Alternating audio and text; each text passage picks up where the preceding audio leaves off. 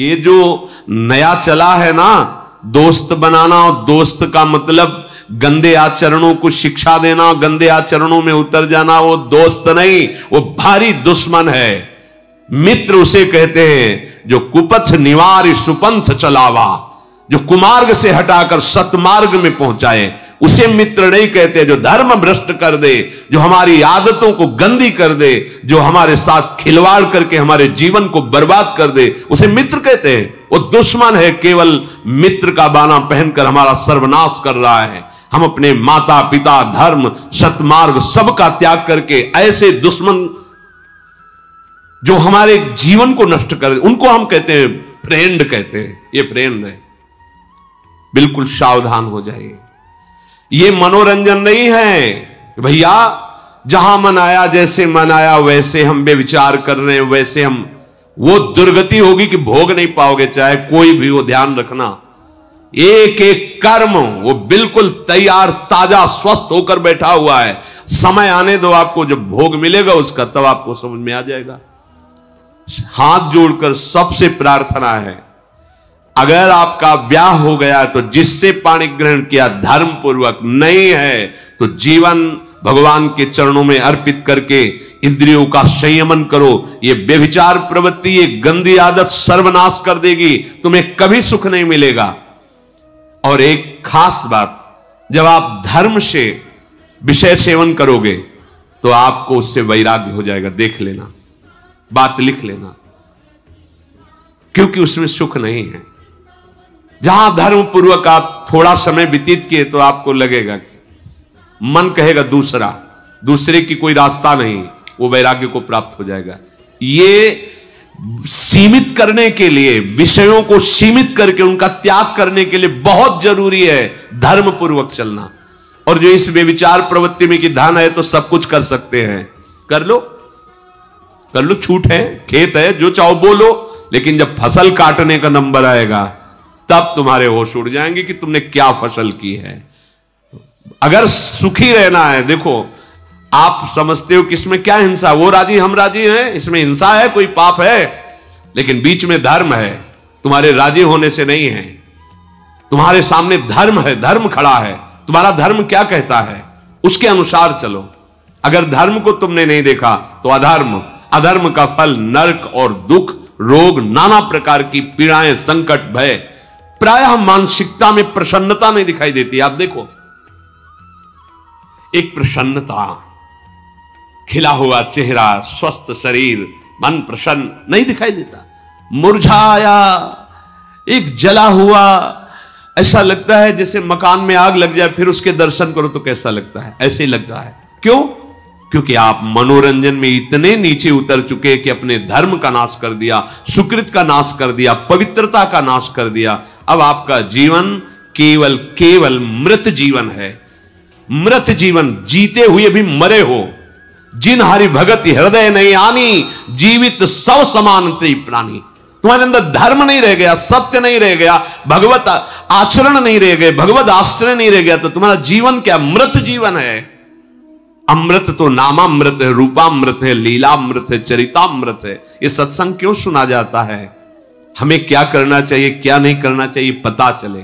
जिनके कानों में सत्संग पड़ रहा है, हाथ जोड़कर प्रार्थना करते हैं, अपने ही धर्म से इस विषय का सेवन करोगे तो आपको भगवत प्राप्ति के योग्य वो विषय भोग भी बना देगा।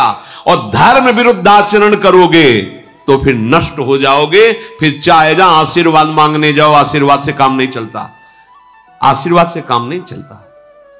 रावण कोई छोटा मोटा नहीं, ना तो बलवान ना तो विद्वान कि छोटा विद्वान हो, छोटा बलवान हो। जैसा स्तोत्र भगवान शंकर का रचा, बिरला ही कोई रचने वाला होगा जो तांडव रचा है। और जैसा भगवान शिव की उपासना करने वाला कोई साधारण पुरुष नहीं है।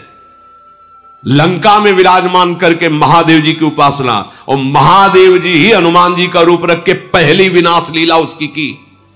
पहली अशोक वाटिका से प्रारंभ किया, पूरे लंका को श्रीहीन कर दिया, भयभीत कर दिया, हाहाकार मच गया लंका। वही है, वही, दूसरा नहीं। जिन शिव की आराधना की और अधर्माचरण चरित्र बिगाड़ लिए, तो वही शंकर हनुमान जी के रूप में उसका सर्वनाश का प्रारंभ उन्होंने किया।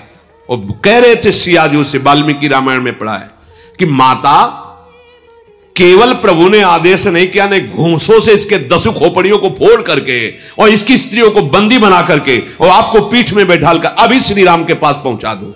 अभी पीछे सुना था महाभारत प्रसंग में भीम जी से कहा था, जब भीम ने कहा कि आप ऐसे समर्थ हैं तो फिर आपने रावण, तो उनका मेरे स्वामी का यश बढ़े।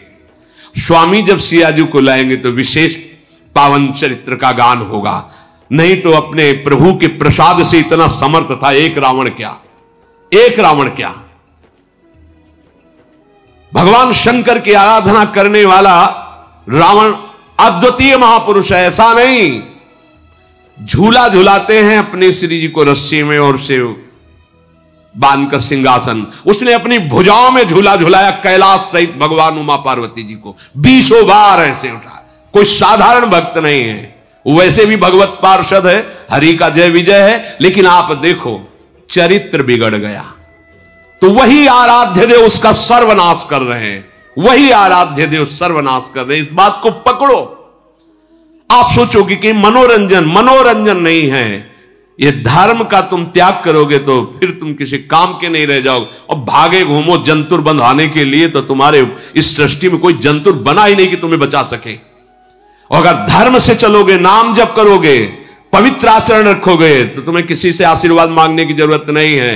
हर ऋषि महात्मा का आशीर्वाद आपको घेर लेगा, जाके जहां भी होगे वहीं आपको सपोर्ट करेगा। आप समझो, जैसे माता से आशीर्वाद मांगने की जरूरत नहीं होती, उसका हृदय बरसता रहता अपने पुत्र पर, ऐसे भगवत प्रेमी महात्माओं का हृदय बरसता रहता है। सर्वे भवन्तु सुखिना सर्वे सन्तु निरामयाः सर्वे भद्राणि पश्यन्तु मां कश्चित् दुख भाग भवेत्। पूरी सृष्टि में किसी को दुख ना हो, ऐसा महात्माओं का हृदय होता है।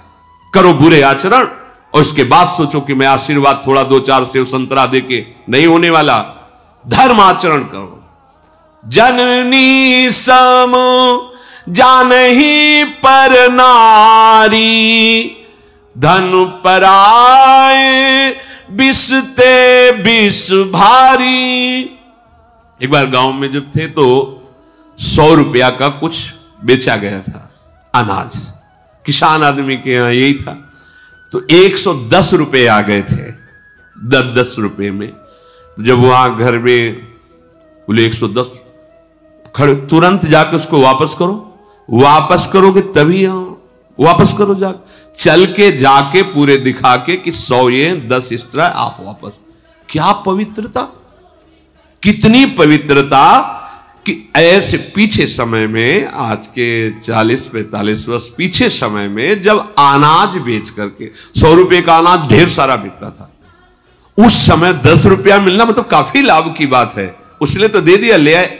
धन पराए बिसते बिस, वापस करो जाके, 10 ज्यादा आ गए, जाओ उनको बोलो, जाके दिखाओ जाकर के कि ये देखो 100 है और 10 आपने ज्यादा दिए, वापस करके आओ। आज हम धन चाहिए, क्या करेगा? सर्वनाश करेगा, वही तुम्हारी हानि कर देगा। ये धर्मात्मा जन पागल थोड़ी थे कि वापस करो, नहीं। क्यों? वो आएगा तो बुद्धि भ्रष्ट करेगा, कहीं ना कहीं हानि पैदा कर देगा। तब संतानें प्रकट होती, धर्मात्मा, महात्मा, देशभक्त, ज्ञान विज्ञान संपन्न। अब छोटे से बच्चे हैं, मोबाइल है, सर्च कर रहे हैं, देख रहे हैं। जो बड़ों को ज्ञान नहीं था उस अवस्था में, अब छोटे बच्चों को सब ज्ञान हो गया है। बड़ा बड़ा भयावह समय आ रहा है। ये मोबाइल ऐसा नाश कर रहा है नई पीढ़ी को, कैसे तुम्हें बताएं। यदि इसमें सद्गुण भी दिया है तो दुर्गुण भी महाभरा हुआ है। सद्गुण आप कहीं विश्व में बैठकर भगवत चर्चा सुन सकते हैं, किसी भी महात्मा की परम मनोहर वाणी, सत्यवाणी, प्रिय वाणी, हितकारी वाणी सुन सकते हैं, कोई भी आप भगवत लीला चरित्रों का। लेकिन उसका जो विपक्ष है बहुत जोरदार है। एकांत में नवयुवक, कोई बिरला ही सत्संग सुनेगा, नहीं तो वही कुमार्गगामी बातें। घर बैठे देख लो संसार के चरित्र, फिर उनका मनन होगा, चिंतन होगा, फिर वही क्रिया में उतरेगा तो राक्षसी भाव आ जाता है। सावधान, सबसे प्रार्थना है इसको मनोरंजन न समझा जाए। बेविचार प्रवृत्ति समस्त सुकृतों का नाश करके दुर्गति प्रदान करती है। एक सीमा में इसको रखा गया है, अगर सीमा से आप बाहर हटे तो सुकृतों का नाश हो जाएगा। कितनी पवित्र गांव की पद्धतियां थी। घर में छोटे बच्चे दौड़ के ददा रहे हैं, सब सावधान। पवित्रता छाई हुई रहती थी, पवित्रता। ये कहीं वासना के खेल की बातें ही नहीं दिखाई देती थी।